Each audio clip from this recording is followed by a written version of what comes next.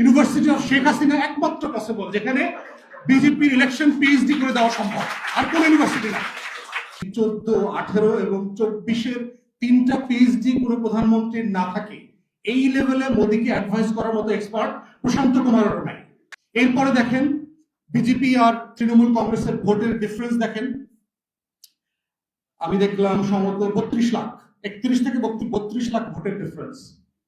SIR সম্প্রতি যেটা করেছে, সাবস্ট্যানশিয়াল ইন্টেন্সিভ রিভিশনের নামে যেটা করেছে, ভোটার তালিকা থেকে 1 কোটির উপরে মানুষকে বাদ দিয়েছে, তার ভিতরে 30 থেকে 35 লক্ষ হচ্ছে মুসলমান, এবং এই মুসলমানরা 293টা আসনের ভিতরে 130টা আসনে ডিসাইসিভ ফ্যাক্টর আকারে কাজ করে।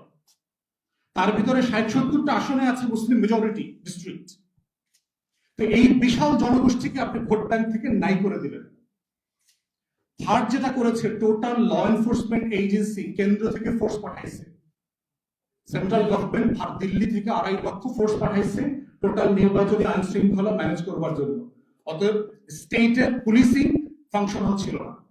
ফোর্থ হচ্ছে 650-এর উপরে ব্যুরোক্র্যাটস, আমলা এদিক সেদিক রদ বদল করে এই নির্বাচনে প্রিজাইডিং অফিসার, টিচার যাদেরকে দেওয়া হয় না দেওয়া হয়, পুরো নিয়ন্ত্রণটা কেন্দ্রীয় সরকার করেছে।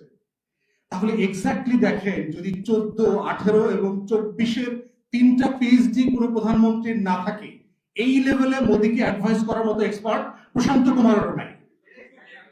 এটা সিম্পলি প্র্যাকটিক্যাল না, এটার জন্য যে লেভেলের অভিজ্ঞতা দরকার নির্বাচন করার, এই অভিজ্ঞতা ভারত সরকার, ভারত রাষ্ট্রে আর কারো কোনোদিন ছিল না। এটা প্র্যাকটিক্যালি পসিবল না। এটা একমাত্র সম্ভব হয়েছে আমাদের মাননীয় পদচ্যুত পলাতক প্রধানমন্ত্রী দিল্লিতে থাকবার কারণে। তিনি সরাসরি ক্লাস নিতে পারতেছেন, যেটা অন্য কোনো ইউনিভার্সিটি থেকে মোদির পক্ষে এই ক্লাস নেওয়া, এটা শেখা তার পক্ষে সম্ভব না।